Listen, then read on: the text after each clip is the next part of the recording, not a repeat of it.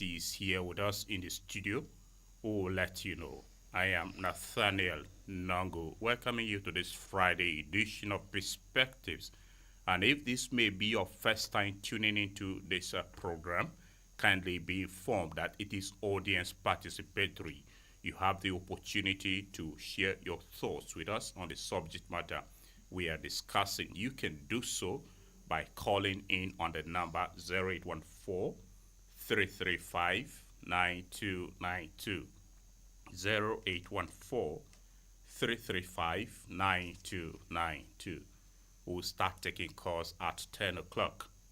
Meanwhile, we have dedicated a line through which you can receive your SMS via the regular SMS and WhatsApp as well.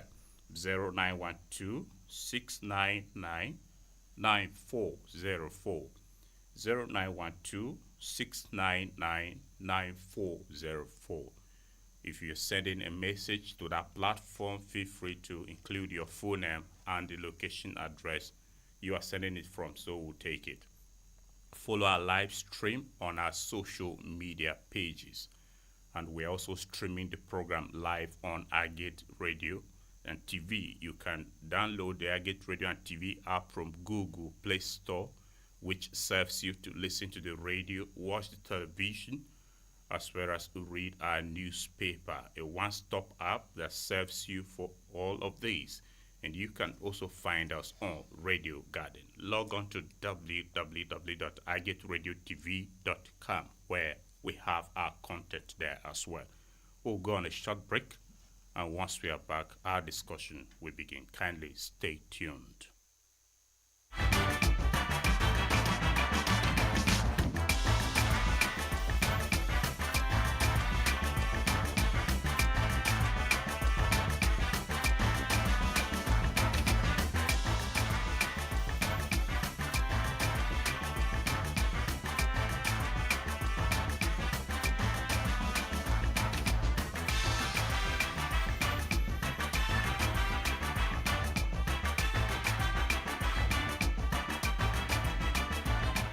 Welcome back from that short break.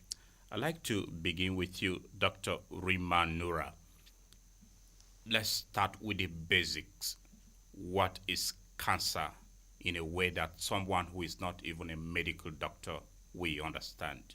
Okay. Thank you very much. Cancer, simply put, is an abnormal growth of cells in any part of the body. And for this context, we're talking about the breast. So there is a normal growth that happens in the body. And this happens every day. Different cells are being replaced.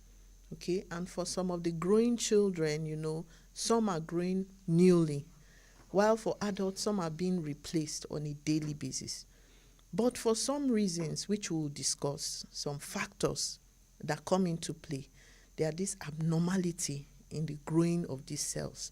And so you find this abnormal growth and then it bulges out as a lump or swelling in any part of the body. So for this context, we're saying in the breast or even in the armpit. And that will give you that picture of breast cancer. Okay. Dr. Okwe, also weighing on what cancer is there something you would like to add to what your colleague has stated? Okay. Breast cancer, cancer generally, is an abnormal proliferation when the cells in the body begins to proliferate. Like there are some changes that are malignant in nature, and then it just loses control and is now proliferating in the wrong direction. And it can occur in any part of the body. So basically, it's like an abnormal malignant proliferation of the cells when the cells are being mutated or have some kind of signals that are making them proliferate abnormally. Atypically, we can read it and then tell that this is an abnormal or a carcinogenic system occurring. Okay, Dr. Rimanura. Now, how does breast cancer occur? You mentioned is a growth, an abnormal growth, right? So in breast, which is our subject today, how does the breast cancer particularly Okay. occur? All right. So for like most cancers, the cause is not particularly known, but there are what we call risk factors. These risk factors are what will be on ground that you can say that this person might have breast cancer. So one of the most important risk factor is the gene. When we say gene, is a coding for every human being. So any human being that has some particular gene, because of the big name BRCA1 and all of that, we don't want to bore the audience with those names, but those genes, if they are present, then you will have a risk that this person can have cancer. And some of these genes, as you well know, they are hereditary. So if you have a first line relative that has those genes, and manifests those cancers, you can say there is a family risk. So for instance, if a mother, has those genes and maybe comes down with breast cancer, the daughters are at risk. So those daughters are advised to be checking themselves just at baseline. Okay, and then in addition to family, these are factors that you can't change. So we call them non-modifiable factors. You can't change them. So family, then the sex. Being female puts you at more risk. Now there is this myth people have. They think breast cancer is women only, but it's not so. It can affect men, but women are at more risk. So that brings me to the third point. The third reason or risk is the density of the breast. So since we're looking at women at more risk, then the density, women with more dense breast or bigger breast, they're at more risk. Okay, this is also non-modifiable. There's nothing you can do about that. And then when you come to some of the modifiable risk factors, things you can do something about, is prolonged usage of contraceptives. That puts you at risk as a woman. And you also have behaviors like smoking. Women that smoke, alcohol intake can also put them at risk. Physical inactivity. You have nowadays people say, I'm enjoying my life. So they sit from morning till night, especially if you are in a workplace where you don't move around. It puts you at more risk. So there's this sedentary lifestyle, physical inactivity. You don't do exercise, you don't engage in all those things. So that is another risk factor. And then prolonged, when you have somebody that either delays in pregnancy. So when you have those prolonged exposure to those hormones, it can also put that woman at more risk of having those cancers. And we've talked about the lifestyle. So these are some of the things that put the woman at risk of breast cancer.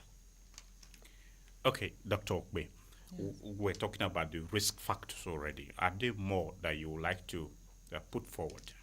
Okay, just like she has said, the risks for breast cancer is commoner in women. Breast cancer is the commonest cancer found in women, and that's why we are passionate and trying to create this sensitization so that we'll be aware. In men, it's found in all environments, but just less than 1% of cases of breast cancer is seen in men. Then, like the hormone that precipitates or encourages breast cancer is the estrogen. So once someone is prolonged exposed to estrogen for a prolonged period of time, that person is at risk of developing it, like early menarche, when someone starts menses early, late menopause, that's cessation of menses at a late stage. We expose the woman to estrogen, and that can encourage breast cancer. Then nulliparity, a woman that is not married at all, she will be menstruating, no period of pregnancy, because once the woman is pregnant or lactating, breastfeeding, is protective because the estrogen is not there, and estrogen is the primary hormone that encourages it. Then the type, in like she said, the modifiable risk factor, obesity. Once someone is obese or have plenty fat, that fat is converted to estrogen it's converted to estrogen, and it can encourage the development of breast cancer. We also know other risk factors include the when someone has a genetic mutation. There is a tumor suppressor gene that if someone has them, it can encourage, that's a HER2 gene. It can encourage, is a tumor suppress. If someone lacks it, there's a mutation, the person can be predisposed to developing the breast cancer. Radiation, some people are exposed to radiation very early and frequently, like in terms of the World War II in Hiroshima and is this I've forgotten the other this thing. They are exposed to that radiation, and once one continually is exposed to radiation, it can lead to those cancer cells developing in the individual. There are other risk factors, but basically someone that gets pregnant early, maybe less than 20 years, is protective.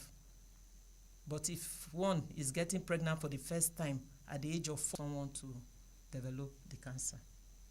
Okay, Dr. Urimanura, so does it mean it's only women who have attained reproductive age that are vulnerable to breast cancer?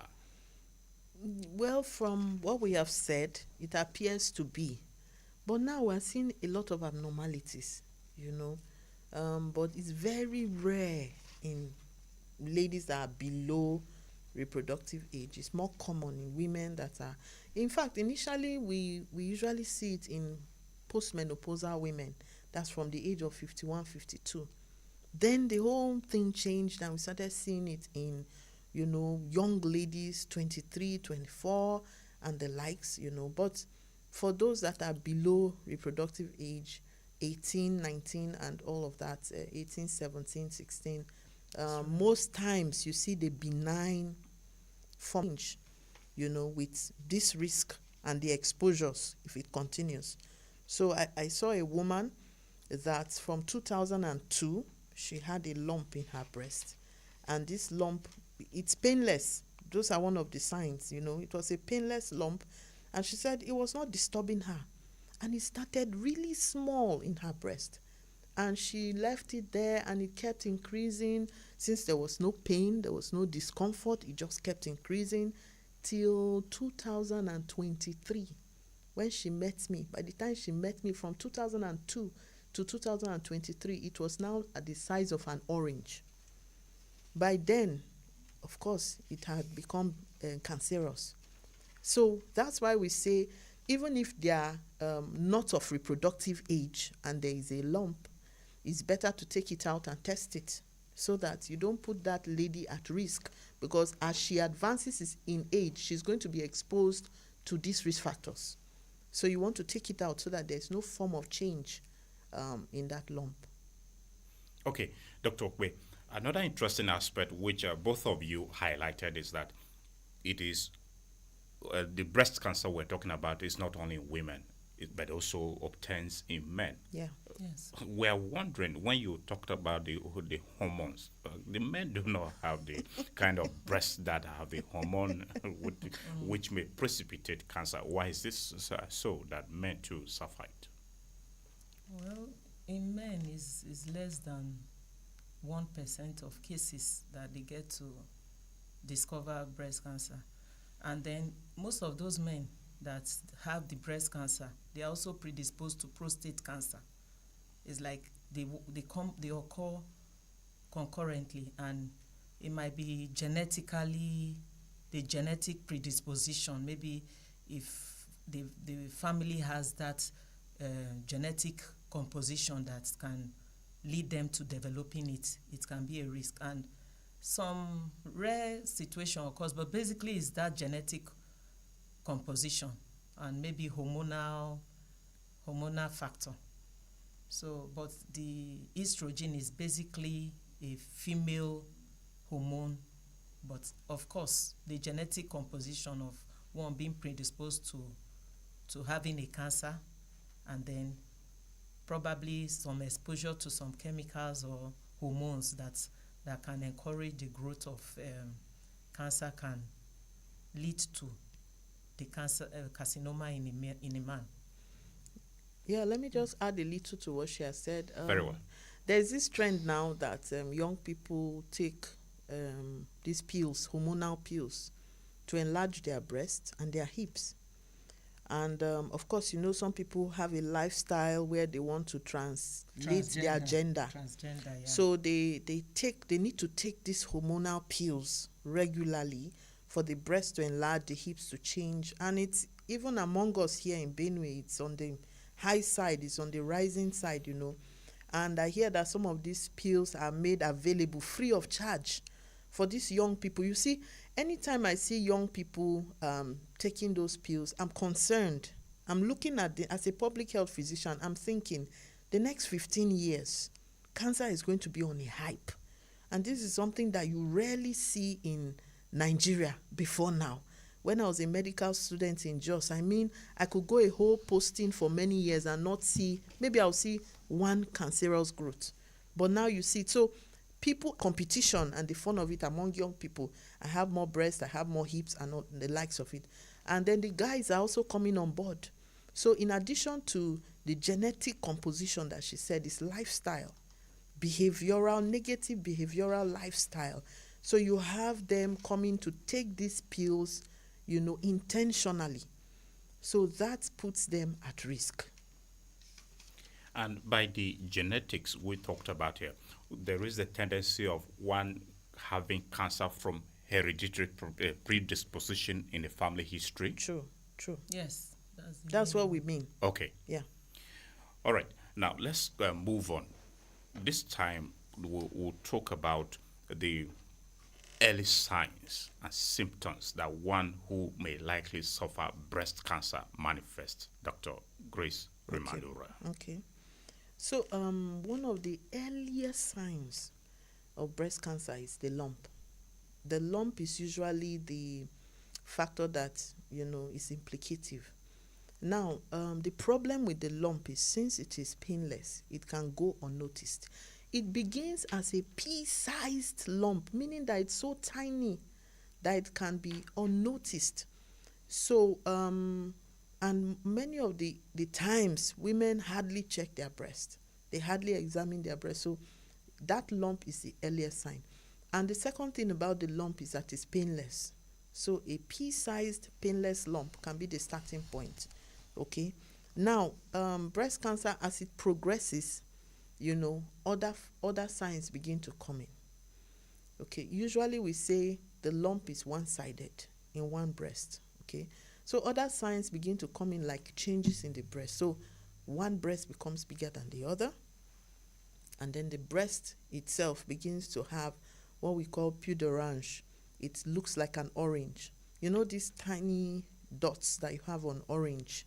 Yes. These typical dots. So it can appear on the breast because there's now some form of swelling. And then you could have this dimple. If someone smiles, there's a dimple on the cheek. You could have that in the breast. You could have, instead of the nipple sticking out, it goes in. Okay. So you have that. That's a typical picture. And then you could also have an ulceration, an ulcer. Like a woman came to the clinic, and after talking to me about all her issues and everything, she walked out of the clinic. And then one of the staff brought her back and said, "Madam, you didn't tell doctor." I'm like, "Tell me what?" And by the time she now said, "Oh, that there's actually a wound on her breast." That's the main thing. But she was beating around the bush and telling me other irrelevant things. So that ulceration or wound on the breast could be another sign, with discharge coming out of that wound.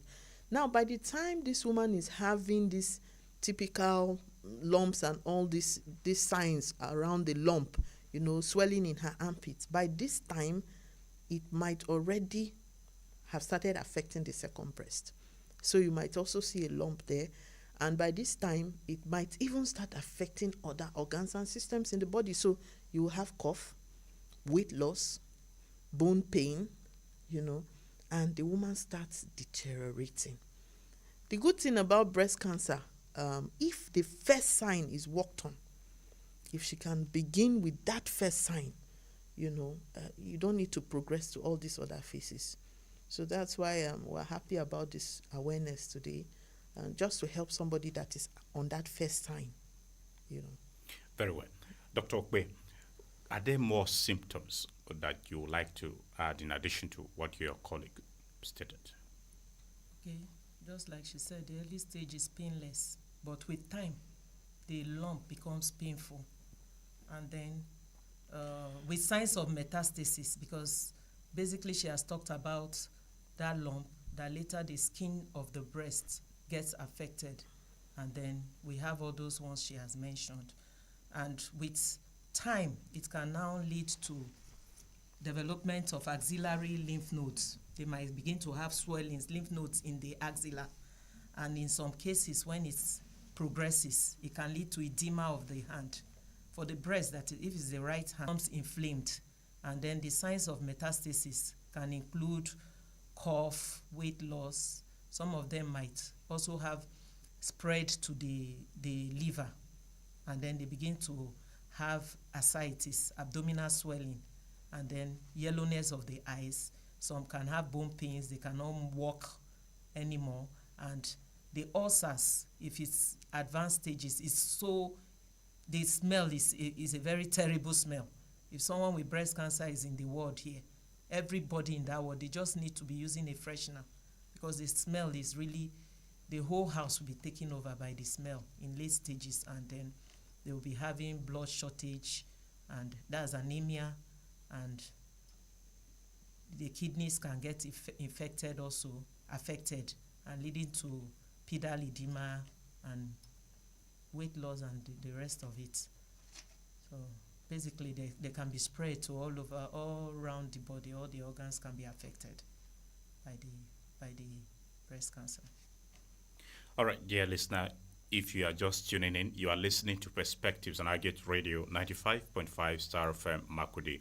Our discussion is focused on sensitization on breast cancer. I have with me a consultant public health physician at the Benue State University Teaching Hospital, Dr. Grace Rimanura, and Dr. Patience Okbe is a family physician at the Federal Medical Center Makudi, President, Medical Women Association of Nigeria, Benue State Chapter.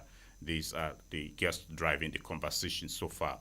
And at 10 o'clock, you can call in to share thoughts or ask questions through the number 0814 335 9292. 0814 335 9292.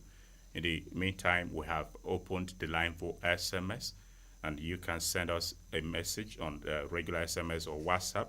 The number is 0912 699 9404. 0912 699 9404.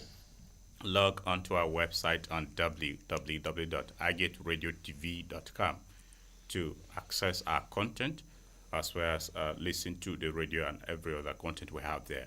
You can download the Agate Radio and TV app from Google Play Store, which will also avail you the opportunity to have the information from all our platforms, radio, TV, as well as the newspaper. Follow us on our social media pages where the program is also streaming, and we're available on Radio Garden. All these platforms will reach you with the information. Dr. Rimanura, let's talk about the types of breast cancer that we have then. Okay. Yeah, we have types of breast cancer, and the types actually will follow the pathology. So you can have different pathological types. I'll just mention them because of their bogus names. I don't want to bore. Yes, simplify them in a way that someone who is not Dr. Rimanura would understand. Yeah, so you can have the invasive and the non-invasive, okay? Then you can have those that are lobular, those that are the nipple area, and then you can have those that are ductal. Now let's bring it down to the types that we will understand. Simply put, you have the benign and the malignant. Okay, so for when it is benign, it simply means that at that stage, it's not yet cancerous. It's not dangerous, quote and unquote. But that's actually the phase it starts from. So at that stage, that's the stage that we quickly plead for an intervention. So when it progresses to the malignant stage, so it can now be invasive or non-invasive. So when it is restricted to one breast, that's a type. When it has passed that level and then it begins to spread, that's another type. And then there's something we forgot to mention when we're mentioning the signs, Nipple discharge is very key. Now, there are different types of nipple discharge. There's a normal one. A lady tells you, a part of examining the breast, she presses it is bloody or greenish or, clear. These are things that should send an alarm signal that something is wrong. Okay, so that's... Okay, so which is like the nipple discharge you mentioned. It occurs in lactating mothers, or every other woman may experience that. Yeah, so someone even called yesterday that there's a young girl. She's just about attaining puberty. She's experiencing some discharge from her nipple. That's fine. That's normal.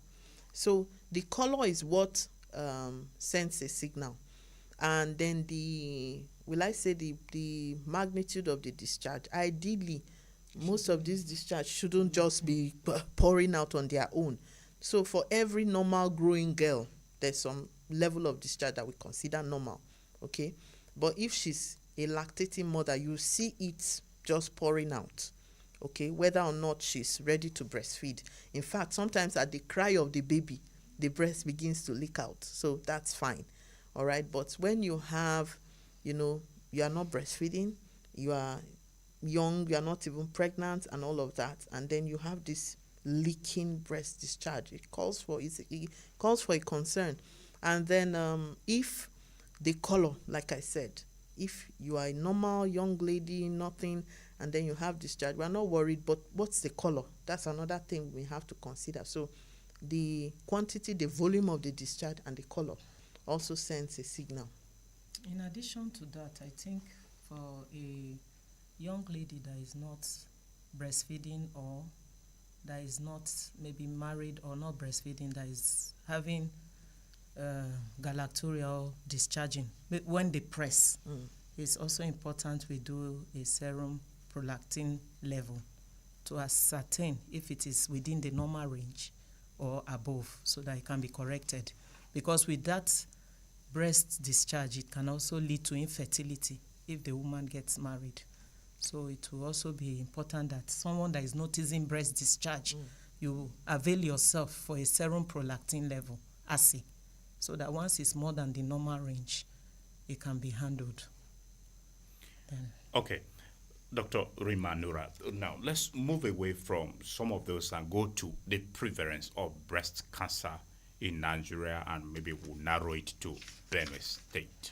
Okay. Yeah, so in Nigeria, initially, globally, we had more happening around the world, and so it was a big deal all around there. But then when you come to, like, in US, initially they had up to 215,000, cases of that, with up to 40,000 deaths. But when you come to Nigeria, surprisingly, we had a research that was done that says we have up to over 7,000 new cases occur per year. And with this kind of incidence, if you want to break it down, you say out of 100,000 women, you have up to 30 women that have this breast cancer. And then when you talk about the deaths, it's still alarming. Up to over 100 women die in this 100,000. So we're simply saying, in fact, I read somewhere that every hour a woman dies of breast cancer. So you know that in Nigeria, while these statistics are being mentioned, I want to say that it's more than this, because we don't have the culture of research as such. We're coming up, but we're not yet there. So from what I see in the hospital, I think it's more alarming than this book research, so that's what's going on right now. And in Benue State, I dare to say that it's actually around this figure too, because in the hospital, at least every month, at least on a monthly basis, someone comes in. You know, I am in charge of the HIV clinic in the teaching hospital. And, you know, our own clients are a cluster. They're just about 900 and something patients, you know. So, and they are the regular patients that we manage year in, year out. So, if among our clients in this year alone, I think I've seen 2 cases. So, if among that, our little cluster of patients, I'm just trying to paint a picture for you to see the wider scope of how it will appear in the ward and those that are handling surgical cases. I remember a woman came to me, and at this time, size of the other. So she had lost so much weight. So when she came, I knew that it was urgent for us to take out that breast, or else she might not make it. So I quickly called the surgeons, and I'm like, please, can we fix this woman up? And they told me for the next 3 months, the list is full for breast removal. So she doesn't have a space for the next 3 months. So, and this is teaching us. So that's just to give you an idea of what's really going on when it comes to the picture in Benue. That's a bit scary. Dr. Okpe, you are at the Federal Medical Center yourself, a family physician, and of course the President Medical Women Association. With the prevalence from the picture pointed by Dr. Rimandura. The prevalence or the incidence is commoner in westernized or urbanized areas. Most often people that are going to lifestyles that involve taking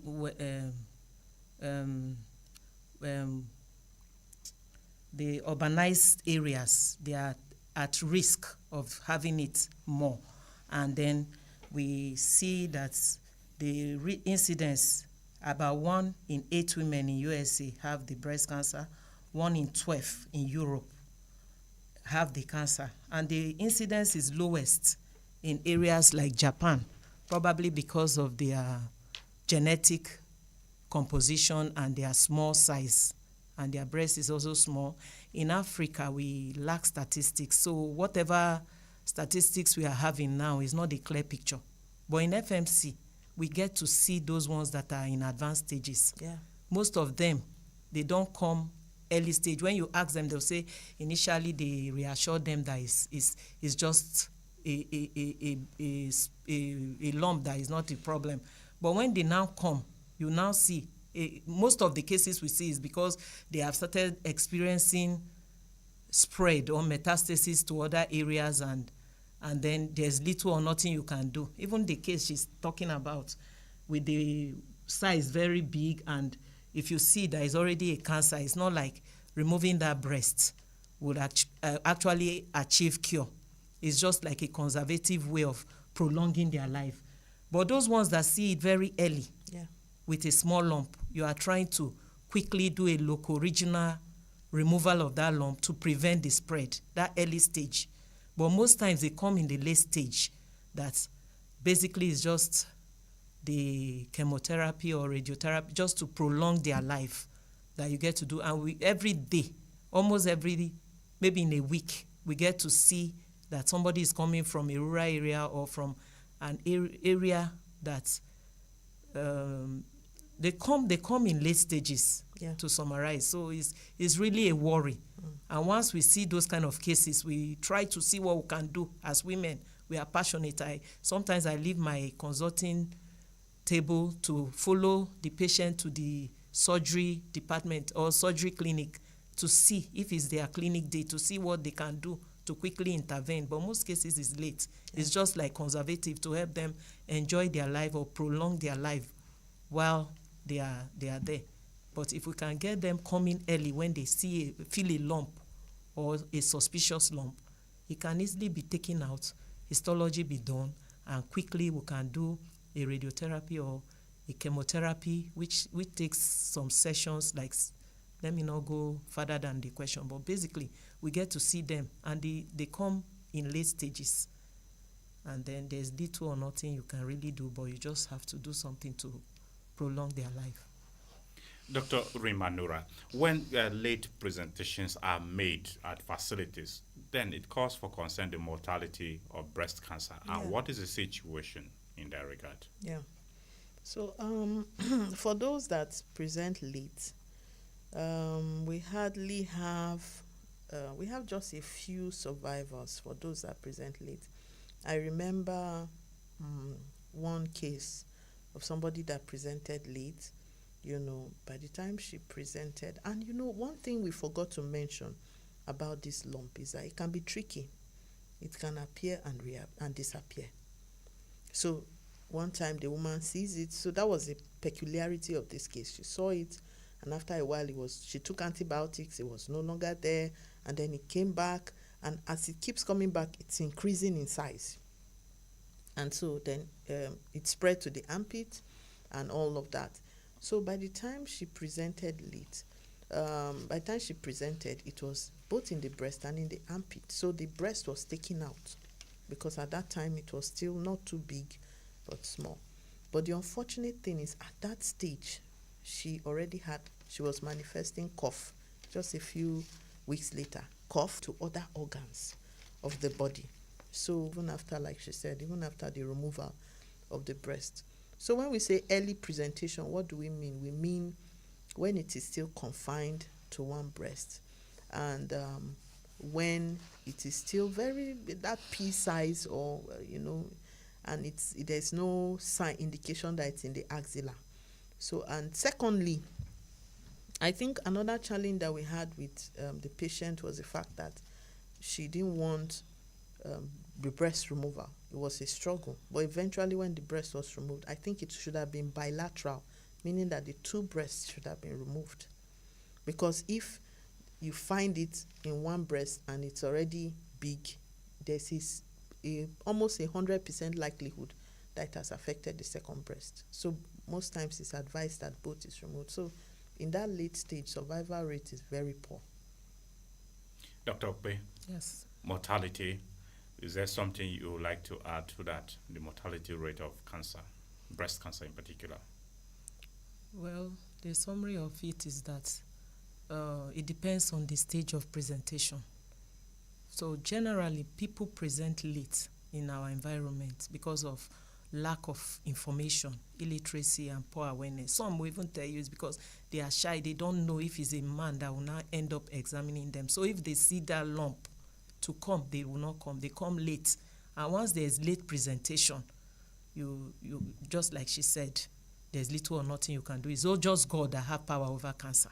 Once it's cancer, even if you run abroad, wherever you go, it keeps proliferating fast. So the best, like we know, is prevention is better than cure.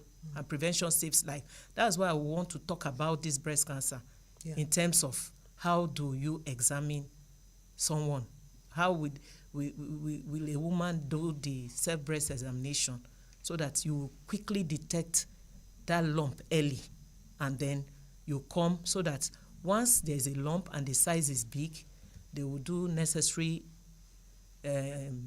investigation, refer to the surgeons so that they can excise that lump and take for histology to be sure if it's benign or malignant, because prevention is better than cure. Once it's a cancer, it sometimes they are cancer survivors, but it's just God, because you never can tell who will come out of it or who will still haven't done the chemo or done the radiotherapy will still have it.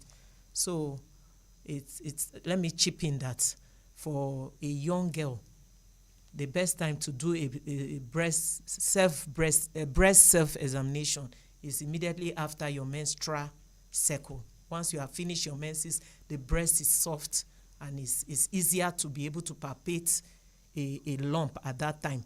So for a young girl, you can stand in front of a mirror and then expose yourself from maybe the top to your hip and stand in front of the mirror, observe the breast for any changes on the breast. It's best just after your menses. You look at the nipple, whether the nipple is retracted, whether you see dimpling, skin changes, whether it's looking reddish. You also want to check for pupil range, whether it's looking like back of an orange. Then, having done that, You can check the symmetry of the breast, whether the both breasts are looking the same, or normally it's like one is slightly bigger than the other, but if you see an abnormal size difference, it's a pointer. Then she can raise her hand up and then try to examine the breast using the pop of your palm. Then you go look using the nipple of the breast as the reference. You go in quadrants. There is the medial upper quadrant. Then there is the lateral upper quadrant. So in examining the breast, to make it easy for a young girl, you go in quadrants. The nipple is the reference. So looking at the nipple, you will divide the breast into two segments, up and down. So that up, you have a medial and outer quadrant. You use the pop of your finger, palpate round the breast. Then you go to the down part, medial lower quadrant, medial lateral outer quadrant. You palpate. Then you also do for the second breast. But generally, if you suspect you have a lump, you start with the normal breast first. Then you examine that one, that there's a lump, and then go to your axilla and examine it round to see if there's any swelling in the axilla. And when they come to the hospital too, we also try to help them double sure that there's a lump in the breast. And in doing that, we can try to expose the patient while sitting down. She'll off her cloth to the hip region. We also tell them to remove their scalp to see if there are signs of metastasis to the scalp, whether there is any swelling or any spread to the scalp. Then you will examine the changes on the breast. Then we can also tell the patient to lie down. In lying down, we'll go by inspection, palpation, and then we look, then we touch. But in inspection, we look at the changes on the breast that we have already mentioned, whether there is any changes, retraction, and all that. Then in palpation, we'll go quadrant by quadrant to examine the breast. And when we get a lump, we characterize that lump. Is the lump attached to the skin of the breast? Is the lump mobile? But most cases of lump in the breast, they are usually benign. Fibroadenoma when it's mobile. But in other cases, once the size is big, the best way we can know is that that lump is excised and taken for histology. We examine round the quadrants, then we also examine the axilla for any spread in the lymph node enlargement in the axilla. Then it can guide the doctor to take a decision. Okay, Dr. Rimanura, that's part of prevention or maybe self-examination, but are there clinical features and diagnosis you look out for cancer, breast cancer in particular? Okay.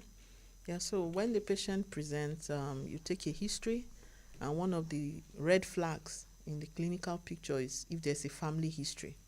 So most times they tell you, yeah, somebody just died in the family and all of that. So that gives you a red flag. Another clinical picture is when they also tell you that they've been feeling pain. At that point of pain in the breast, it's a point where there's a serious red flag because it's supposed to be a painless lump. At the point of pain, there's some form of complications already. Then you also look out for any form of ulceration. So like I told you of the woman that presented to me, there was already a wound with discharge. So that's another serious red flag. And then the patient also tells you that, doctor, I've been feeling very tired lately. Before now I could go to farm, I could do a lot of work, but now I'm tired and I'm losing weight, So these are signs that possibly other systems in the body are being affected. So once you have that, you want to push further to do the examination. So on the examination, you may find lumps in other parts of the body. That's another red flag.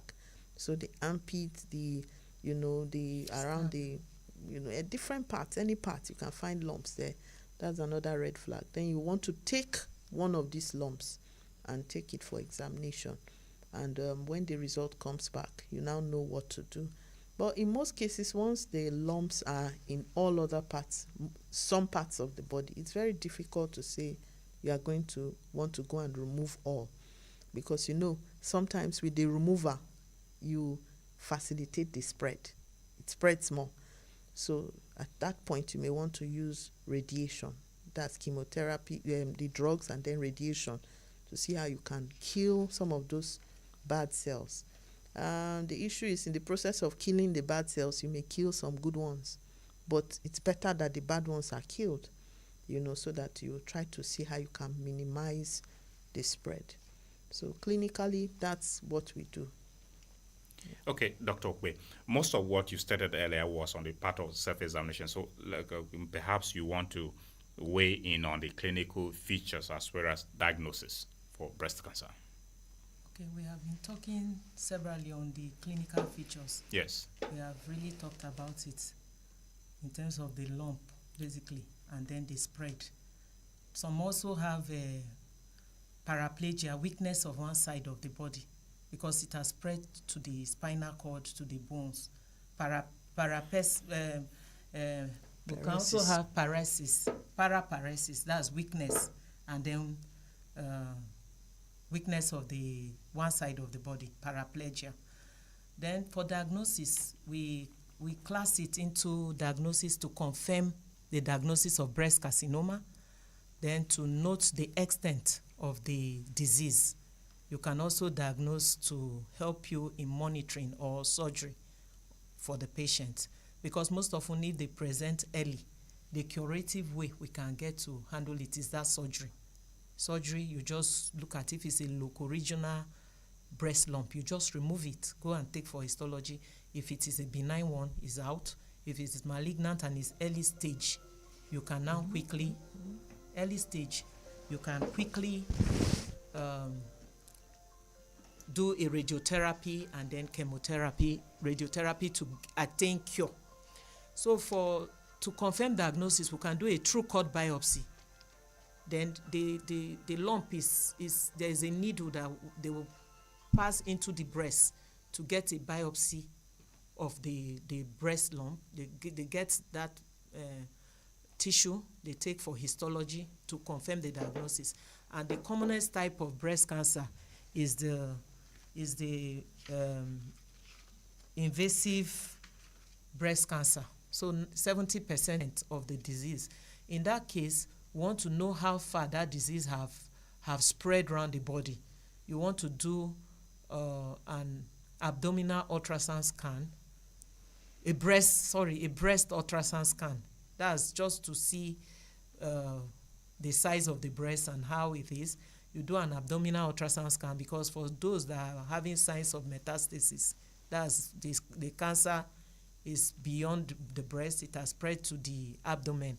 It can lead to a liver affectation. It can affect the liver and lead to ascites. The liver, the abdomen will begin to accumulate water, and then liver is failing. You can do a chest X-ray to note the extent of the disease. In that case, you can see pleural effusion. The patient might be coughing because there is water accumulated in the chest. Then we also have some medical terms like cannonball metastasis. You see it on chest X-ray. We can also do a mammogram. That's like an X-ray of the breast. That mammogram will also help us to know the staging or the extent of the breast cancer. Other investigation that can help us in managing this patient is to help us monitor the patient. We can do a full blood count. That full blood count will be important because the packed cell volume will be low, because someone that is having a cancer, they are not eating well, and then their blood production might be low. We can also check for infection from the full blood count. We can tell if the patient is having some superimposed infection. We can also do a kidney function test, U&E.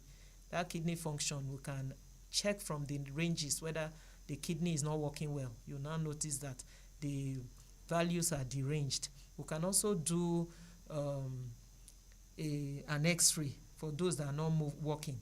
You can see if there are changes in the bone architecture to help us monitor. Grouping and cross-match can be done, because a patient that is going for surgery, you want to do a group and cross-match. So in case the patient will need blood after the surgery, we can know the particular blood that will be helpful for that patient. We also want to do a urinalysis to check for sugar level, fasting blood sugar. Any patient going for surgery, you want to be sure that the sugar level is not high or is within normal, so that if it's high or the person is diabetic, it might not even be the breast cancer.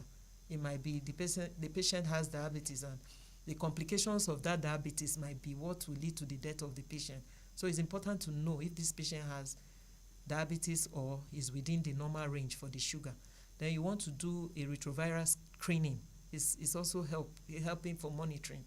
If the patient is HIV positive, the immune system might be down alongside the breast cancer, so you can ensure that you are aware. You do hepatitis B and C. Those are also contributory investigations that we can do to help this patient in monitoring. All right, we'll take a short breather, and once we are back, we'll begin to engage with you, the listener. Kindly stay tuned.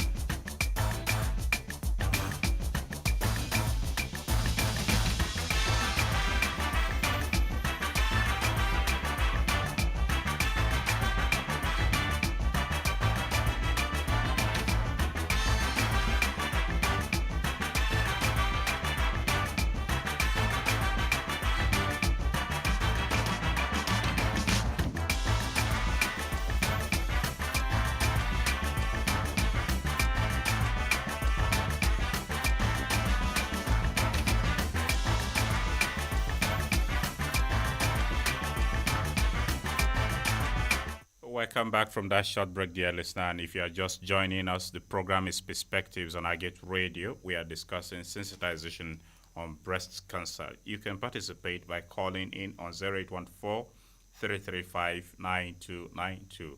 0814 335 9292. The SMS line is 0912 699 9404. 0912 699-9404.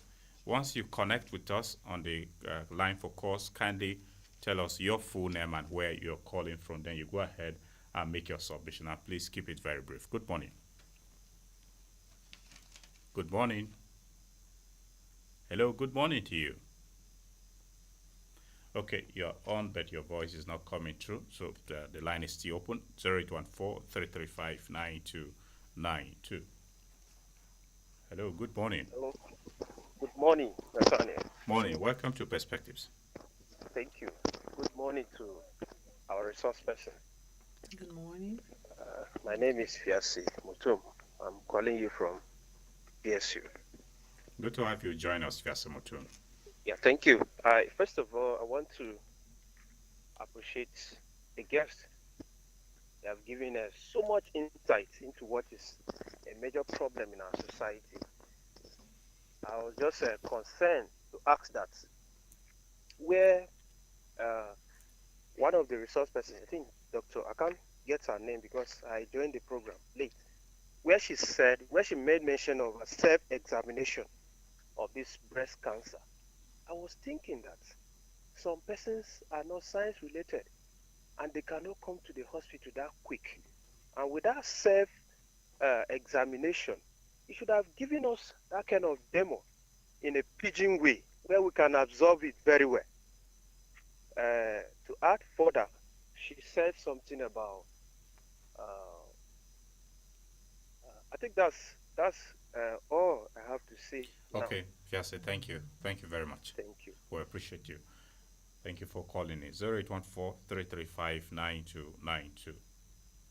Hello, good morning. Hello. Good morning. Hey, good morning. Welcome to Perspectives. Yes, I'm Kwaza Vincent calling from North Bank, Makurdi. Very well. Speak to us, Kwaza Vincent. Yes, I greet the doctors in the studio and Agate Radio for bringing out this sensitization of this about this cancer. most women are not aware of these the causes and preventive measures of this breast cancer. So it's a call, is a welcome call. So I want to ask a question. You see, there are some women that they have this cancer, but they are not aware that they have this cancer, and they breastfeed the child. And after the breastfeeding, they go to the hospital and they were diagnosed of this cancer. With that cancer affects that child. And secondly, there are people said when a woman have this big breast or this is breastfeeding a child and the breast is big, and then some women when they are breastfeeding the breast will be still small, and people will say this particular woman have this breast cancer. If it is it true? And if it is not true, what is the causes of that tiny breast or the one that women have? Some women will have the big breast. Okay. Thank you. Thank you, Kwaza Vincent. Thank you very much for calling in. Okay, 0814-335-9292. Yeah, I'm Moses and I'm calling from Manu Village here in Makwede. Good to have you join us, Moses. God, Mr. Presenter, thank you for bringing those girls in the studio. I have a sister who is going through such, but we don't even know whether it's a cancer. But this almost getting to 2 years. One of the breasts is big. As I'm speaking to you now, there's wound all over the breast. One of the breasts, the right hand one. Hello, Moses. As you met, there's something that skipped in between. As you are speaking to us now, there's what all over the breast? There's something you. Okay. Wound. Okay, fine. And initially, she started going to Federal Medical Center at PE. The first time they say it's cancer. The other time they say it's not cancer. And due to the financial difficulties, she cannot even complete the hospital activities, and we are confused. I don't know whether it's cancer or we don't even know. So I need the help in this situation. Okay. Thank you for drawing our attention to that. We'll get the doctors to speak on that too. Thank you, Moses. Thank you. We wish your sister speedy recovery. 0814-335-9292. Good morning. Yes, good morning, presenter. Thank you. Kindly move away from your radio, please. All right, let me do that. Yes, thank you. And the guests in the studio, they have done enough to this cancer issue. I appreciate Target Radio for always coming up with this kind of question or topic that will help the society. Thank you very much. Yes, my name is Augustine Edo. I'm calling from Uruku, Makode. Good to have you, Augustine. Yes, cancer disease is a dangerous disease that we have heard right from childhood. And what we should start doing now is the sensitization to the rural areas. In fact, the guests in the studio, they have elaborated a lot and they have said all that needs to be said. But another thing is people in the rural areas are not getting these informations. And if the information could get to the villages, the people living in rural areas, it will help. And government too can make a center, like primary health care centers in the villages. Let the nurses there be trained on how to examine the young girls' breasts in the villages. And the primary school, the sensitization should start from primary 6 to all the secondary school. There should be a town hall meeting. People that should be, in fact, an agent or people that government will recruit to be going about telling people the dangers and how to go about cancer and how to examine self-examination. If not, the one in town here, people are getting it, but the problem is people in the local areas. So the sensitization should also reach them. Okay. So that they will know how to examine their breast, and whenever they have issues, like this man, that the last caller, this is one of the This is one of it. Many people are still suffering the same thing in the rural areas, but they don't have anybody to speak, or they are afraid of them. You know, people think that cancer problem is an economic sickness. That is what it is. So government should also establish a center that will treat people free of charge, and the awareness should reach the nook and cranny of Benue State. Thank you very much, and God bless Agate for the wonderful job. Thank you, Augustine. We appreciate you for your contribution. In any case, that is why we at Agate Radio here, we have a mandate that we are the voice of the people. We have chosen to bring this sensitization to reach even those at the rural areas. Our radio reaches all the nooks and crannies of the state. So it's not just about urban people. We hope that the rural people are also listening to the program. We'll pick one or two things from here. Good morning. This is Tiaf Annabelle from Igbo. Tiaf Annabelle from Igbo. Good to have you join us. Thank you. My own is my sister has been suffering from this the same disease that we are calling about. This cancer. You mean Tiaf Annabelle? She wears pad on her breasts? No, it's her private part. Cervical. Okay. It's like she's bleeding, something like that. Okay. So this for the past more than 10 years now. Let me just say it like that. Because when the thing started, I was small, but since now, she's still suffering the sickness. So for the last 2 months, she went for the hospital, so she discovered that this is what she was going through. So we don't know what to do. I'm just calling to know how we can go about it. But she has been to a health facility and she's following up with the doctors? No, this is her first time to go to the medical checkup. Okay, to respond on that, even though it's somehow out of our immediate focus, but it's about cancer, so the doctors will give a comment or two on that. Thank you very much for calling. Thank you, you're welcome. Thank you. We wish your sister speedy recovery. Thank you. Okay, that's Annabelle. You mentioned from her description, it could be cervical cancer. Yeah. One may not know if our diagnosis will prove otherwise. Good morning. Hello, good morning. Thank you for joining us on Perspectives. Okay. Please, I want to ask, what is the cause of breast cancer? Okay, may we know your name, please? My name is Miriam. Marian, who and where are you reaching us from? I'm calling from a lady. Okay, Marian, who? Miriam Okoye. Okori. Yes. Okay. Okay, so could that be all from you? Just the question, what is the cause of breast cancer? Yes. Okay, Marian, thank you for calling in. We'll respond to your question. Yeah. Okay.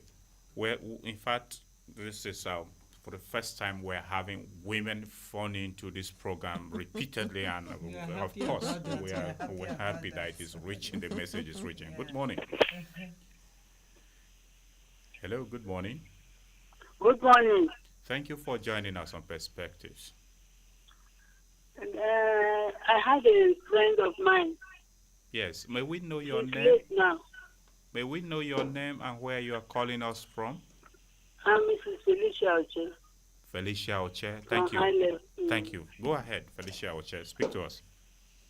She said her husband loved sucking her breast. Later, she got wound on the breast. I think she should explain to her husband to avoid it. This thing continues. She says she can't avoid it. The thing turned to cancer. When she went to the hospital, they discovered that it's cancer that is disturbing her. I don't know if they can tell others that they should leave that as it is. Others that they should do what? Stop sucking breast. If they suck her breast, the husband is her husband. But now she's late. Now the thing disturbed her till she died. Oh, our condolences. Okay, thank you, Felicia. Could that be all from you? Yes. Hello, Mrs. Oche. Yes, hello? Could that be all from you? I don't know if they can explain it. Why this thing comes to cancer, I don't know. Okay, Felicia, thank you. We'll get the doctors to respond to you. Thank you. All right. Just when I was about commending that the women are calling in back to back, not as if women don't call, but on a rare occasion, sometimes we have one woman or two. But on today's edition, here you have three women calling back to back. And maybe the men out there should have an agreement and allow more women to call on the program, even though you said it also affects men. Good morning. Morning, sir. Thank you for joining us on Perspectives. You're welcome. My name is Ibrahim Akwa. The joint purpose from Bangkok, Tiago, government. Okay, Ibrahim, good to have you join us. My regards to your guest in the studio. Thank you. Thank you. Ibrahim, I thank you so much. Okay, I thank you so much for this wonderful program. And my regards to this particular radio station for a very wonderful work. Thank you very much. We're encouraged. You're welcome. Mine is a question that between male and female, is there any particular age that is mostly affected by cancer from adult to motherhood or from a childhood to manhood? Which particular set of people that is mostly affected? And I want to narrate a story here. Briefly, not a long story, just narrate briefly. Exactly, sir. Yes. Exactly. This particular illness killed one of my mother recently. He has a swelling from her chest. Later on, he went to the hospital and it has been operated. But the doctors also told him directly that he's suffering from cancer. But the treatment doesn't go well. The problem has already degraded to the level that is not controlled. So he tried going to hospital. She even went to Federal Medical Center, but they told him it is over. So he came back and stayed. And he died in this particular year, March, to be specific. So I want to know. Thank you. Okay, Bateman, thank you. Condolences to you and your family over your loss. 0814-335-9292. That is why we do not intend that women should die more from cancer. In fact, the theme for the sensitization awareness this year is no one should face breast cancer alone. So, that is hello, good morning. Hello. Good morning. Hello. You are on. Speak to us. Good morning. Morning to you. My name is Moses. I'm calling from Makita. I am Makodi. Okay, Moses, the network at your end. My name is my own is a question. Okay. I want to know, this breast cancer is only in women. Okay. Thank you, Moses. Thank you. Even though we didn't get your full name and where you called in from, but I believe, I believe you are just joining us. Otherwise, we had mentioned some of this, but we'll refresh you on that. Good morning. Hello, good morning, sir. Morning to you. Welcome to Perspectives. Yes, this is Gloria Jacobs calling from North Bank. Good to have you, Gloria Jacob. Okay, I want to ask our mother in the house. When I was growing up as a young girl, there's this fluid that used to come out of my breast, a liquid sort of, and not like I was not feeling any pain. And I'm sure so many girls, so many teenage girls are going through the same thing. When you press your breast, you see a liquid coming out. It kind of draws when you try to use your two fingers to touch it. It is slippery. So I don't know the cause of that. I don't know if that is actually a problem or it is a normal thing. I don't know, because I've been unable to relate it with anybody. Okay. Thank you, Gloria Jacob. The doctors will respond to that too. Could that be all from you? Okay, sir. All right. Thank you. Thank you for calling in. Very well.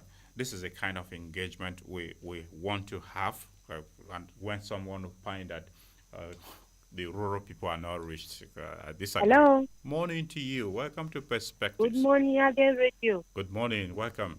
I greetings to the two doctors in the house. Thank you very much. Thank you. I'm Mrs. Janet, calling from Welfare Party. Okay, Kenneth. Mrs. Kenneth who? Janet. Janet. Okay, Janet who? Let's have your full name, please. My own is I have us each down and down. Just have a pain one side of the body. Janet, we are really interested to listen to you, but unfortunately, the network at your end, I believe, is unfriendly. It's a kind of breaking. Are you not hearing me? Hello. You are on. Speak to us. Better. We're hearing you. We want to hear you better. Go ahead now. I heard the doctor say that sometimes the pain of cancer can cause pain. Hello, Janet. Hello. Yes, go on, please. So sometimes if I'm down, like I have ulcer, I have the pain of the ulcer, I have pain one side of the body. Hello? Hello, Janet. Janet, go on. Go on. Just it's network, So, but I we are don't know managing to whether- hear you. I don't know whether that too is a sign of cancer or not. I want to know. Okay. And I thank Agate Radio for this opportunity given to women. Thank you Kudos very to you. Thank you. Thank you, Say Janet. no. Thank you. We appreciate you. And we appreciate our panelists too for accepting to come share thoughts with us on the program. 0814-335-9292.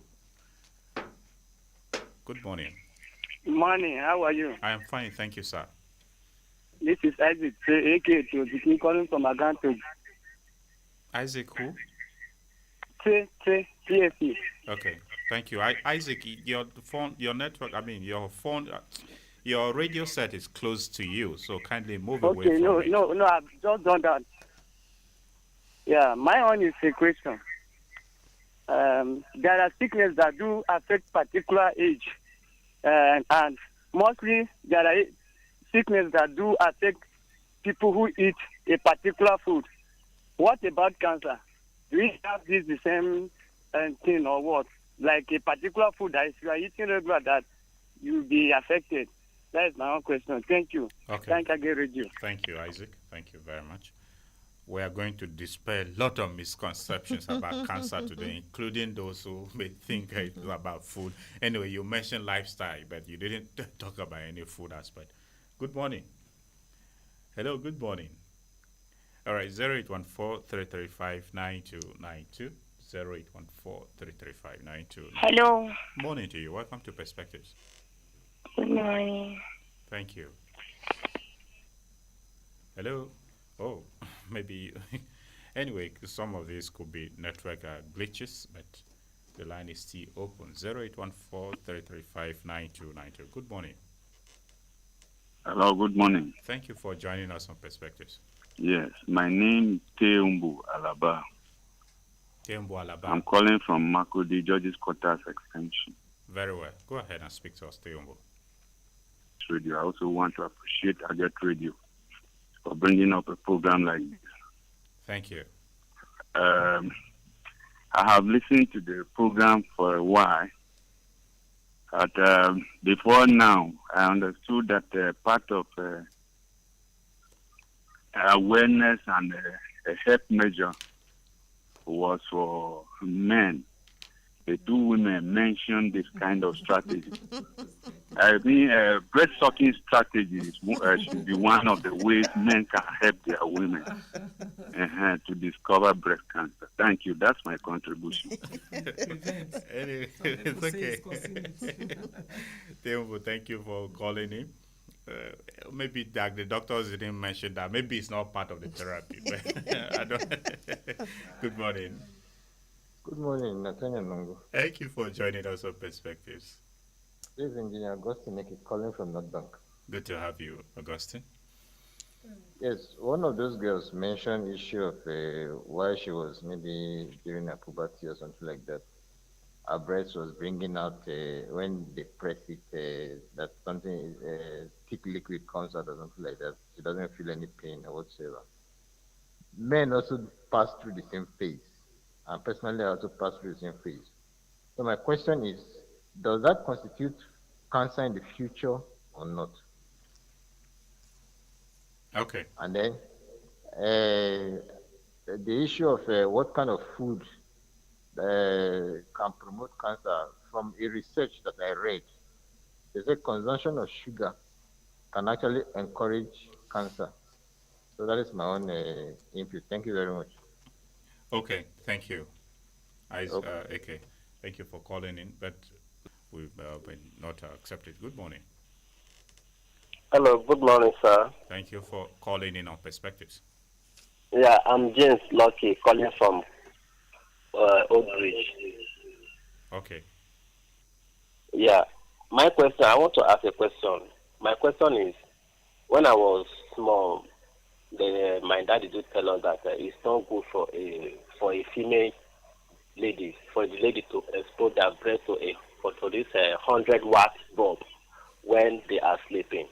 It do cause cancer. So I want to ask, is it true or false? All right. James Lucky, thank you. Yes. Thank you very much. Okay. So many people, so many things people know about cancer that the doctors and perhaps we need to tell us about whether it's true. Hello, Good, Miss Nathaniel. Good morning. This is Magdalene from Yeke. good to have you, Magdalene. Magdalene, who, Yes, please? you Hemba. Good, good. Speak to us, Magdalene. Yes, I want to salute you people. We Good salute you job. too. Thank you. Yeah, most times we who are, let me say, we the poor people, we have taken self-medication to be our thing. Like that thing is causing more harm than good to us. When you detect something on your body, the only thing we keep saying is, I don't have money to go to the hospital. And then you keep going to the pharmacy or to the chemist to get some drugs for yourself. When it becomes unrepairable, that is when we remember that there is a hospital, and then the money start coming in. So we need to help ourselves. Early detection is better, just like the guests in the house were saying. Stop keeping to yourself and saying you don't have money. You don't have money. You should have money to take care of yourself, your health first. And then I want to ask that, is cancer only for women? Is a sickness a woman's sickness? Breast cancer in particular, which is what we're discussing. Could that Okay, be your yes. question? Yes. Even the men who have breast now. Yeah, but anyway, I believed you joined us midway. Otherwise, we had Okay. established that. But all the same, we thank you, Magdalene, for breast cancer also affecting me. Anyway, good morning. Good morning. Thank you for joining us on Perspectives. Hello. Oh, 0814-335-9292. Good morning and welcome to the program. Hello, good morning, sir. Morning to you. Yeah. Can you hear me clearly, sir? You are on. Speak to us. Okay, my name is Vincent Ako. I'm calling from Ishabakut Road. Very well. My regards to all your guests in the studio, sir. Thank you, Vincent. Thank you. Yeah, I want to ask them one question. Apart from the pills that some girls do take in order for their breast to be large, can these dangerous bleaching cream that we use nowadays cause breast cancer? Because most of them these days want to be light in complexion. Then as for the men, apart from drinking and smoking, can snuff also cause cancer? Thank you very much, sir. Can what? Snuff. Snuff. Apart from drinking and smoking, can snuff also cause cancer? Okay. That's for the men. Thank you very much, sir. Vincent, thank you very much for calling in. 0814-335-9292. Good morning and welcome to Perspectives. Okay, you're calling and your call is immediately on hold. Try to call back 0814-335-9292. Hello, good morning. Daniel. Morning. I am Isiasi. I wanted to still ask again. I forgot this one. I still also stress further. When the doctor said that women are scared to go for this examination of cancer in the hospital, I want to encourage amiable wives that please, they should not be scared of a man who will attend to them. When they always go for antenatal, they should please kindly not just stay back, but put appearance to the hospital. And then, like, I want to stress the call from the man from judge's quarters, whom he said that men are the custodians of the breast in the house. It is not a bad thing. They should do the work very well by checking the lumps. Once they, you are married to your wife, why are you scared of? I do it myself, and I check if the lumps are there, I will detect. But I've not seen any. Fiance, thank you. Fiance, don't be a promoter of it. It's all right. This is an interesting subject. Good morning. Hello. Good morning. Good morning. Thank you Yes, for joining us. Yes, thank you. My name is Diana Humbe. I'm calling from Makodi. Which part of Makudu, Diana? Okay, around teaching hospital. Good. Okay, yes. I want to just for you to throw more light. Like for young girls, they develop with lumps, like their breasts develop with lumps. Yeah. So I don't know how they can be able to, like go touch and to dictate.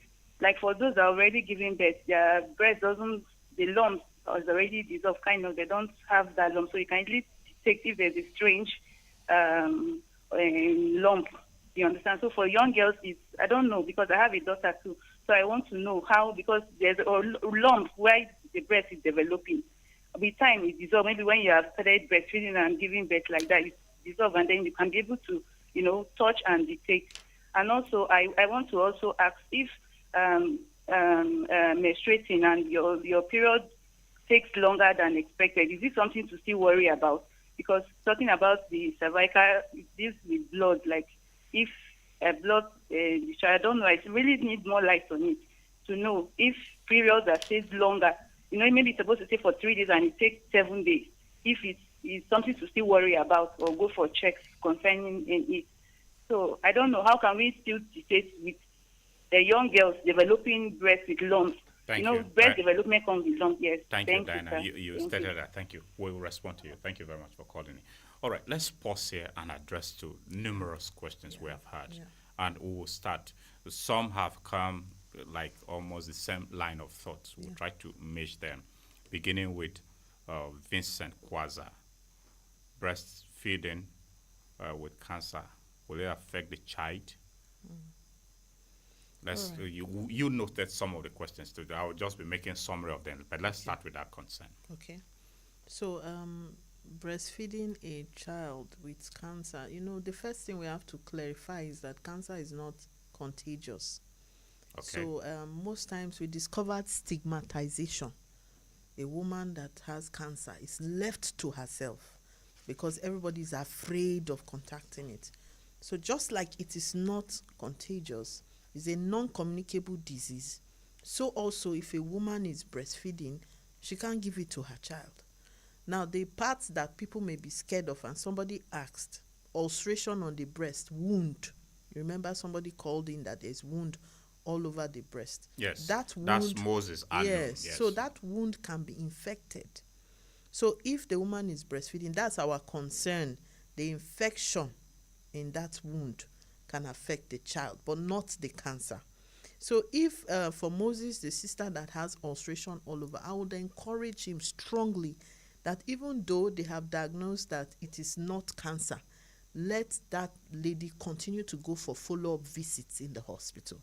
Those follow-up visits will help give medications that will take care of the ulceration and possibly take care of the cause of that wound on the breast. So I would like to throw that in. So breast cancer is not contagious. So let's stop the stigmatization. I want to bring that one in here. Very well. And let's see how we can take care of it. Shown that a lady had wound on the breast and the husband was still sucking her breast. So they are thinking that that was what gave her cancer. I'm thinking it's the other way around. It's not the sucking of the breast that led to cancer. So sucking of the breast during sex can neither prevent nor cause it. So it's just a pleasurable activity. So people have this myth that it causes. Somebody called in that it causes. Another person called in that it prevents. It neither causes nor prevents. However, that signal that they had, that she had that ulcer or that wound on her breast, that was the time to quickly rush that woman to the hospital. So at that point, we see that probably there was a lump which was ignored and then started having that wound.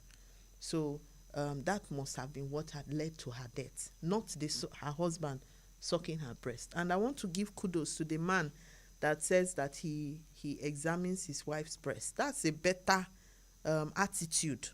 So we're saying that even the men can push their wives to come to the hospital, and then the men can also help check the breast. So if the woman lies down flat on the bed and both breasts would be exposed, by the time she lies down flat, the tissue of the breast also collapses and spreads around. So it's easier to examine the breast. So he checks all, or she herself checks all the sides of the breast. And when she checks it, she should also check the armpit. Now, if she notices that there is a lump in one side of the breast, she should quickly go to the second breast and check. If there's another swelling or a lump at the same spot of that breast, the second breast, speaking now to younger ladies, it is normal. So if you have that balance, it's most likely the normal growth, because a mother was concerned that her child growing up, her teenage girl, has some of those seeds. They are more like seeds around the breast. So if she checks one, she checks the other, it's okay. It's in both breasts. But wherever there are doubts, it's always better to clear your doubts. Flat position is even a better position for examining the breast. So once you press around the breast, don't forget that some of the should also report. And by the time you check, the last phase of the breast examination is squeezing the nipple for discharge. So we mentioned that the discharges are on different levels. For the young girls, they will see those discharges that come magnitude of the discharge and the color is a cause for concern. So if it is just flowing out, that is an press. You discover it comes out, it's milkish and it comes out, that's fine. But if you notice that even without pressing, this is rushing out, and you also notice that blood is there, or greenish color, or clear fluid, you may want to call in and come to the hospital and be checked. So these are some of the differences that we needed to clarify when it comes to the questions on the wound on the breast and then the discharge. In fact, you have touched on the summary of touching on almost all is the one we really appreciate, because if we needed to take one by one down, of course the time is not there. But I'll come back to you, Dr. Okwe, shortly. Good morning. Hello? Kindly move away from your radio set. Hello? I'm sorry, if you call in on the program, kindly move away from your radio set so we'll hear you. Engage in our conversation, please. Good morning. Hello. Okay, Dr. Okwe, you listened to Chair Annabelle, who mentioned the concern on the likelihood of cervical cancer. Based on her, we have not done any diagnosis of the condition to ascertain, but you listen to her. Maybe speak on that briefly. But before that, just a moment. Good morning. Good morning. Good morning. Thank you for Mr. joining. Presenter. Thank you for joining us. Yes, this is Agate Radio. Yes, you are listening to. You are on to Agate Radio. Yes, my name. Thank you very much. I actually like. Your name is who? My name is John Okpe. Barrister John Okpe from Ugbokolo, Benin State. Good to have you, John Okpe from Ugbokolo. Thank you so much. I really appreciate the topic that you people brought on board. I want to thank the doctors in the house there for explaining things to us. I have a question. My question is very brief. Can breast cancer, one of the doctors has said that it's not contagious. So my question is it a hereditary disease or is it a genetic disease? Yes, it is. If you joined us earlier, you should have heard that. But if you are just joining us, I'm just joining you. Yeah, I'm just joining you. So I really appreciate the topic you people brought on board. Thank you so much. Thank you, John. Thank you. Thank you. At least for today, let me, because I have the doctor information available. So if I think I was right to answer him yes. You did well. So I'm not accused of taking over your job. Right. Dr. Okwe, you listened to Annabelle. She mentioned a likelihood of cervical cancer. It's not our immediate focus, but just comment on that briefly. Okay. You listened to her concern that she mentioned what her sister is experiencing. Okay, for her sister that has been bleeding. Yes. And using a pad, the best thing she's supposed to do is to come to the nearest facility, because aside cervical cancer, she might be having a uterine fibroid. Yeah. She might also be having dysfunctional uterine bleeding. Yeah. So the best way we can help such cases, since the history is not really complete, she can just come to the nearest hospital. It doesn't take too much to get a folder. Once that is done, the doctors can go ahead to in the uterus down to the cervix, and then we could also request for a pap smear to be sure is a cervical cancer. And if she has completed her family size, instead of moving with the uterus that is bleeding, they can do a hysterectomy, remove that uterus to preserve her life. So it's better to take a step and see the cost implication than assuming that is very expensive when you are not doing anything. That bleeding could also be a channel for blood shortage, anemia, and then thereabout. But for now, it's better she comes so that the diagnosis is confirmed, because there are many reasons why a woman can bleed. Okay. And sorry, just to add to that, since we're in this region, somebody asked about prolonged menses. That's you are bleeding continuously and there's no it's very important that person comes to the hospital. Yes. Because if your menstrual flow that should last between 3 to 7 days or 2 to 7 days is now longer than 7 days, it puts you at risk of many other diseases. So please, that person should quickly come to the hospital. Let's run some investigations and know what is causing that. Yeah. Okay. And we had questions from some persons who were asking whether some particular food people eat can cause cancer. Maybe before you comment on that, just a moment. Good morning. Good morning. Morning to you. Welcome to the program. I'm Georgina Gugwa, calling from Federal Local Bank. Okay, Georgina, go ahead. Okay.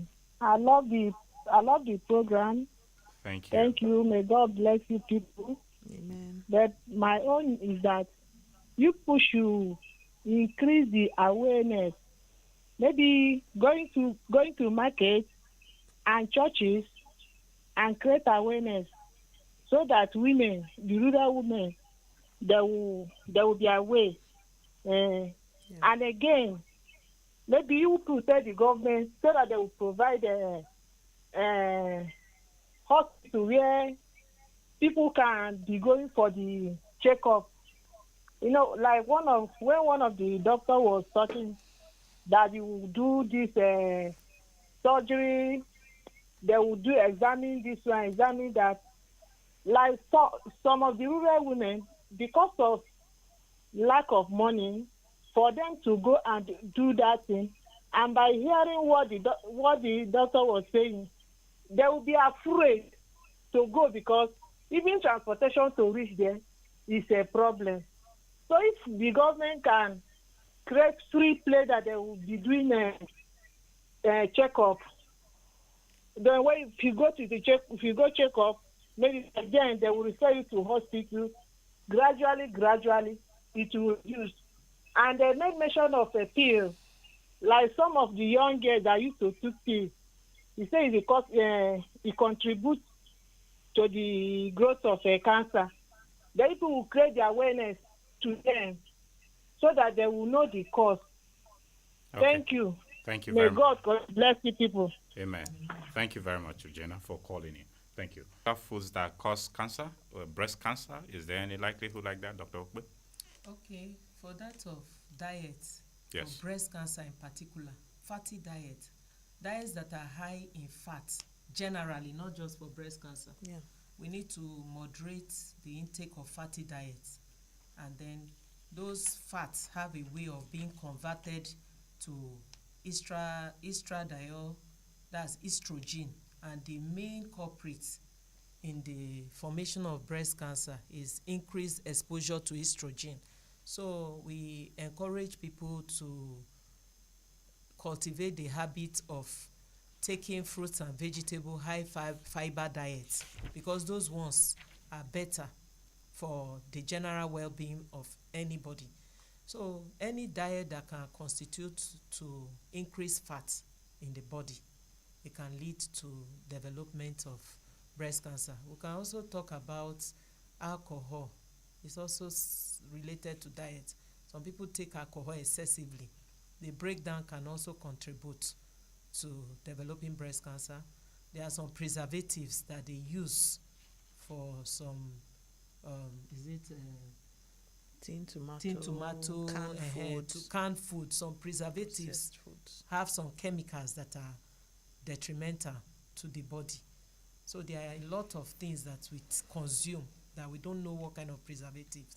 So we need to take more of the local food. That's why it's commoner in westernized or urbanized region, because those in the rural areas, they are exposed more to eating vegetables and diets that they just harvested from their produce. So those kind of foods that are preserved can risk someone to developing breast cancer. And there's this aflatoxin that we'll find in some grains, dried fish, and all that can constitute to not just breast cancer but liver cancers and cancers as a whole. Okay. So thank you very much. Let's take a few messages because our time is really running out. Good morning. Good morning. My name is Simon Andy from Taka. My wife usually have problem of her breasts when she's pregnant. That is, her breasts are so enlarged, but after delivery, the nipples are not always open for the free flow of the breasts. What is the problem? Okay. Good morning, Nat, Dr. Rimanura, and lecturer, and Dr. Okwe, my senior in the medical school. It would be very good next time to invite a patient having such condition to give a first-hand information of the challenges experienced faced as a result of the ailment. Igbirutenenge from Bisut. Okay, Igbirutenenge, thank you for your advice. Unfortunately, for such conditions, given sometimes the stigmatization associated to it, you wouldn't want to necessarily do. But all the same, we thank you. Okay, let's begin with this question here from Simon Ayende. My wife usually have problem of breast when she's pregnant, but when delivery, after delivery, nipples are not always open for free flow of the breast. What is the problem? Dr. Rimanura, comment on that briefly. All right, so the breast, usually when a person is breastfeeding, or in fact from pregnancy, there are these nodules that begin to grow. That's what helps the milk formation. So it is expected that the breast will enlarge. Somebody was even concerned that why is it that some women's breast is big, some small? This is all dependent on those nodules or those, those compartments that begin to form when a woman is pregnant. So it is expected that there will be lumps during that breastfeeding period. Those lumps are clumps of the breast milk, But as she continues to breastfeed, it gets softer. And before long, by the time she stops breastfeeding, all of those disappear. So I wouldn't be worried if I were him. And I also want to encourage that let's not begin to compare. There's this unhealthy comparison that goes on between ladies. My breast is small. Could it be that I'm sick? No, you are normal. It's your genetic makeup. And then another person, the breast is big. It's your genetic makeup. So for both cases, once it is time to breastfeed, that breast will come up to that responsibility and it will fulfill its responsibility. And I'm sorry, sir, I just wanted to add something to what she said. Briefly. Yeah, about the prevention. There's this thing they call World Health Organization. It has brought up what we call WHO best buys for preventing cancer. Number one, it is said that the foods that you take, which she has touched on. Number two, exercise, at least up to 120 minutes of exercise per week has been said to prevent cancer by 300%. So therefore, we're encouraging and calling out to everybody that when we say 120 minutes, you can divide it into 30 minutes 3 times a week and do those outdoor exercises or within. It helps to reduce the risk of cancer. And then she also mentioned alcohol. I want to add smoking. I discovered in Makurdi, when you drive around in the evening, the way people relax is by taking alcohol and smoking. And women now have joined. This is no longer seen to be a mood of relaxation. It's a mood of dying slowly. So we want to discourage that greatly. And then another thing they discovered, they took about 10 cancer patients And when they did a research on them, they discovered 6 out of 10 of them had anxiety. Anxiety, bitterness, anger was just brooding inside of them, and that put them at risk of those inflammations and those cancerous growths. So I know that the economic situation is very bad, but I want to encourage us, please, try not to keep offenses within yourself. All right. It has been found to increase the risk of cancer. And take out time every day to do some meditation. They discovered that that also reduces the risk. Meditate on the word of God, All right. prayer. This helps you too. Fine. Yeah. The phone line is still buzzing, but I would like to appeal to you, dear listener, that we may not be able to accommodate more calls. Already we have stopped at the one we took from Georgina Ogogo. I couldn't inform you. Our time is no longer there. Kindly bear with us. Dr. Okwe, is cancer curable? Breast cancer, is it curable? Let's talk about briefly the treatment. To summarize, treatment of breast cancer could be medical or surgical, and it depends on the stage of presentation. So those that present early with a lump in a local or local regional area, surgery can cure it. That's by doing, there are several modalities of surgery that the general surgeons can do. They can do a lumpectomy, remove the lump, mastectomy. They can do the lymph node, they can dissect it out. They can do different types of surgery. Mastectomy, they do those surgeries, they quickly get it, then take the specimen for histology. They can also do radiation therapy. That radiation is exposure of the breast to external radiation beam.